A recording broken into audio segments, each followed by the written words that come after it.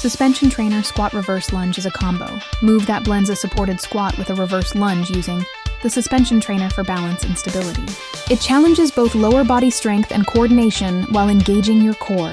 How to suspension trainer squat reverse lunge. 1. Starting position. Stand facing the anchor point, holding suspension trainer handles with palms facing each other, feet shoulder width apart, arms slightly bent, and keep tension in the straps. Engage your core and keep chest lifted. 2. Squat. Lower into a squat by bending your knees and pushing, hips back as if sitting into a chair. Keep weight evenly distributed through your heels. Go as low as comfortable, keeping chest upright. 3. Transition to reverse lunge. From the squat position, press through your heels to stand. Immediately step your right leg back into a reverse lunge, lowering until both knees are bent at 90 degrees.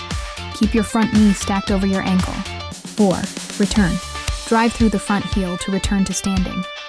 Repeat the squat, then step back with the left leg into a reverse lunge.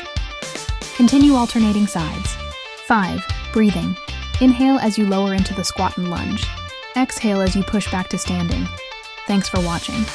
Check my next video.